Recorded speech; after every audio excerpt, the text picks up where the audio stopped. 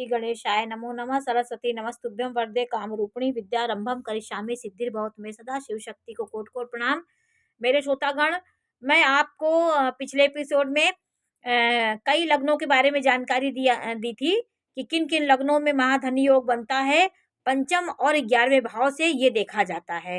तो मैं और भी 3 कुंडलियों के बारे में आपको जानकारी दे रही हूँ कि और 3 कुंडलियों को देख लीजिए। आपकी भी कोई लग्न हो, आप इसको मिला सकते हैं। आप इसको देख लीजिए कहाँ कहाँ, बस 2 भाव को आपको देखना है। एक 11वें भाव को देखना है और पंचम भाव को देखना है। लग्न आपकी कोई भी हो सकती है, तो ये महाधनी योग का लक्षण होता है। लेकिन पाप प्रभाव में ना हो, राहु केतु दृष्टि ना देते हो, तो ये योग बनता है। धनु लग्न की आपकी कुंडली हो और मंगल स्वग्रही हो, पंचम भाव में मंगल अपने ही घर में बैठा हो और लाभ भाव में शुक्र दिखता हो, उसको तो मंगल शुक्र की दृष्टि होता है। कहीं आपको थोड़ा बहुत कलंकित भी होना पड़ेगा, लेकिन धन के मामले में बहुत अच्छा होता है।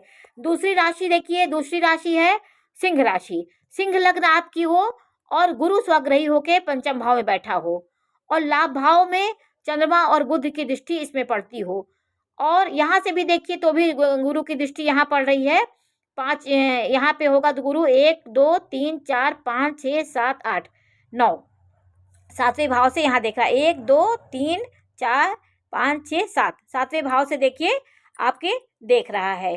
तो ये सब भाव, ये सब लग्न बनती है और आपको सिर्फ पंचम भाव देखना है और लाभ भाव को देखना है।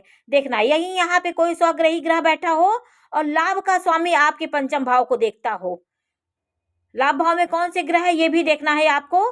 बुध और चंद्रमा लाभ भाव में हो और आपका गुरु स्वग्रही होके पंचम भाव में बैठा हो और लग्न आपकी सिंह हो, तो महाधनी योग बनता है। और एक योग बनता है आपके मीन लग्न में। मीन लग्न आपकी हो और चंद्रमा स्वग्रही होके पंचम भाव में बैठा हो और शनि लाभ भाव में स्वग्रही होके बैठा हो, एक दूसरे को देख रहा हो, तो महाधनी योग का निर्माण होता है।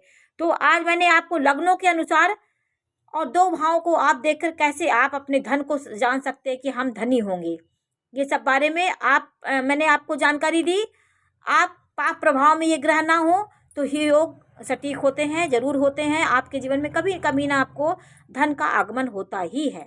तो आज मैंने आपको बताया, पिछले एपिसोड मैंने और लग्नों के बारे में बताया था, फिर मैं 3 लग्नों के बारे में और आपको जानकारी दे रही हूँ। क्योंकि आपकी लग्न कोई भी हो सकती है, जातक हैं आप, कहीं से भी आप अपनी कुंडली उठाइए और 2 भाव को देखिए, पंचम और 11वें भाव को। इससे आप कहीं ना कहीं जान सकते हैं। आपने लग्न जान लिया कि यहाँ लग्न होती है और पंचम भाव में कौन सी राशि है, वो स्वग्रही होनी चाहिए, और लाभ भाव में कौन सा ग्रह है इसको देख लीजिए। एक दूसरे को 7वीं दृष्टि देंगे तो ये योग का निर्माण होता है। नमस्कार।